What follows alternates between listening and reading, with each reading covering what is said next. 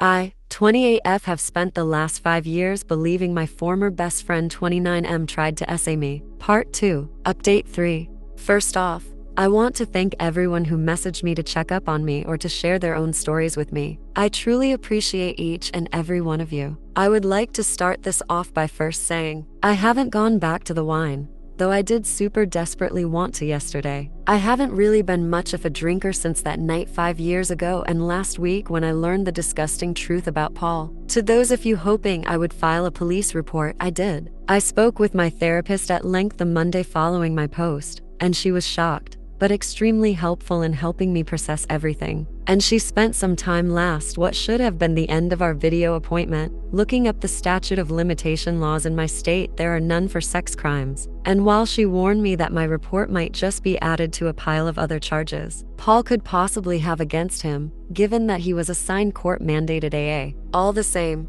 I filed the report with screenshots of his messages to me printed and attached. I'm not sure what to expect from that, and at the end of the day, I hope he has an absolute shit life if it goes nowhere. Now, as for Mark, my therapist was insistent that I, at the very least, write him something, whether it be a letter to mail him or a message on Facebook. He never reached out to me after I unblocked him, but given what he thought I thought of him, I think it's understandable. She, like many of you, pointed out that while he knew he was innocent, the thought of someone believing him capable of something monstrous like that could have weighed on him for all this time. And even if his reception of my message wasn't ideal, he deserved at least the closure that this new turn of events could provide. I took a few days writing and rewriting a message in Notepad. I didn't want to accidentally hit send before I had the wording right, and each time I sat down to write it, I felt like I came up short, even though the message just got longer and longer. Again, I didn't think just saying, "Oh, guess what, I learned Paul is an absolute psychopath last week," surprise, would have been super appropriate either, but I wanted to find the right balance. Here's the message I ended up sending him. Hi Mark, so this is a bit out of the blue and I really don't know how to start this, so I'm just going to put it out there. I'm sorry for not listening to you. Paul messaged me last week and revealed everything, and I'm just sorry.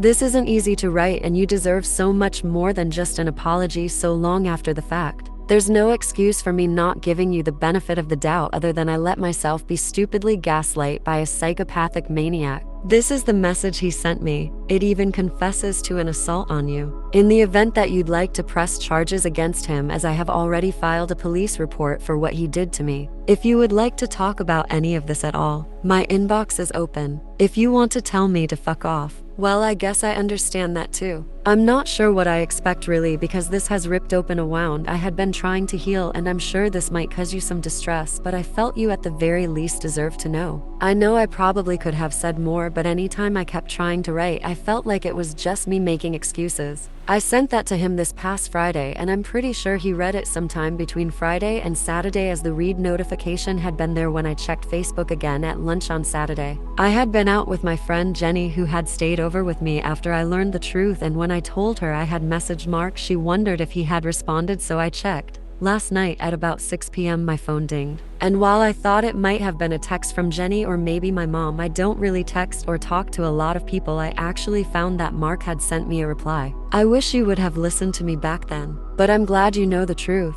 I thought that was all he was going to send me when the 3 dots kept going across the bottom of my screen. He was still typing when he sent me pictures as well. They were graphic, and Paul's assertion that he had beat the shit out of Mark did in fact also come with documented proof from him in the form of pictures. Mark went on to explain that he filed an assault report the next day after my birthday, but that the police had warned him against accusing Paul of sexually assaulting me given the turn of events and my "don't speak to me again" text I sent him when he tried to explain himself. Nothing had ever come of his police report, and he wasn't even sure why, neither am I, but he intended to follow up once more today. Mark is still very much the kind person I remember him being, and while I was bracing for him to hold a grudge against me, he instead just expressed his happiness that I finally knew the truth. We exchanged small talk through chat for a little while, but it was nowhere near the conversations we used to have. Mark is actually engaged to a girl he has been dating for about 2 years now. He had apparently never brought any of this up to her until she saw my name flash on his screen with the notification and asked who I was. While some of you expressed concern that my friends had smeared his name, he apparently never heard anything of it. He actually still works for the same company company we had both been at just now, in a copywriting role for the marketing team. So at the very least, the lack of a police report from me or making a scene at work worked out in his favor there.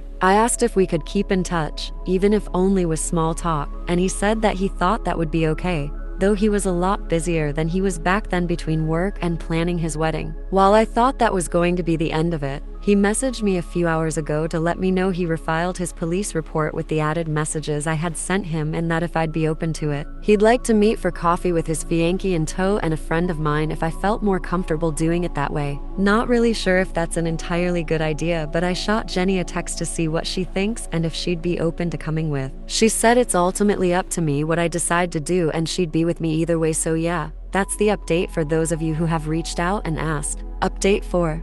Hi everyone, Mark and I are planning to meet for coffee here this weekend with some added supervision. I think his fiancée is curious of my intentions, which is fair. I have both apologized to him at this point, but also, as many of you pointed out, he deserved a giant thank you too. I know some of you are telling me to leave him alone, but he was the one to suggest the meeting and, in all fairness, I owe him at least a coffee and much more. Truthfully, words cannot stress how forgiving he has been over what has transpired, and though I'm trying not to blame myself for believing the psychopath, it's not as easy as just letting it go. I knew making my post some would blame me, that's just Reddit. But being able to put this out there has allowed me a sense of relief in some ways that just talking with my therapist didn't fully accomplish. Police reports have been filed against Paul and I do hope something comes from it. I know he's an AA and some have messaged me saying I'm a monster for airing this out when he's trying to better himself. But fuck that. The shit he did to me does not get absolved just because he fessed up 5 years after the fact. Update 5.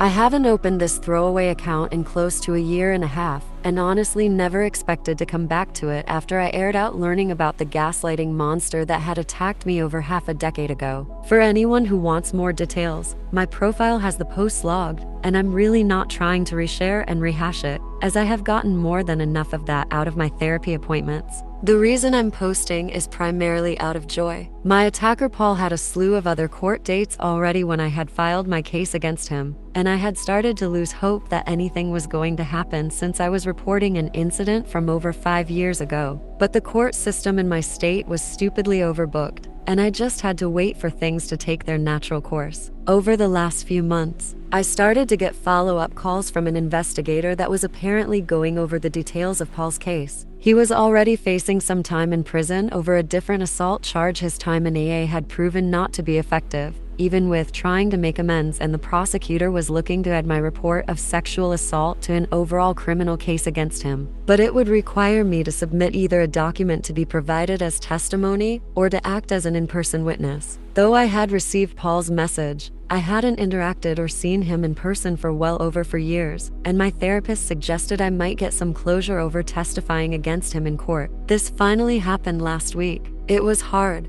and I won't lie, I cried while I was on the stand, but it felt good. The years hadn't been kind to Paul, and while he certainly looked remorseful sitting in the courtroom, I could give 2 fucks about how this was going to affect him. I left after that and found out just this morning that between his various cases he's going to prison. I'm not sure how long, but I also know he is being added to the sex offender database, which is another win as far as I'm concerned. Other than that, life has been going pretty well. I've decided to throw myself into some new hobbies, another suggestion by my therapist, and have overall tried to just become the best version of myself as possible. My old friend Mark, who had taken the blame for Paul's actions for so long, got married in the middle of last year, and while he and his fiancée had offered me an invitation, I didn't feel like it was my place to attend. We hadn't been in contact for so long, and I didn't want to have anyone asking me questions on why I was there when I didn't really have any other friends attending the event. We message every so often, but he's got his own life, and it's not my place to intrude on that. I'm just happy that Paul's bullshit never got to derail his life in any huge way outside of the obvious. I'll probably never have reason to log back onto this account again, and really only did it today because I was just so overjoyed in hearing the results that it reminded me I had vented to you all so long ago. Now, to everyone who has reached out to check in on me, thank you. I appreciate each and every one of you. What do you guys think? Let me know in the comments.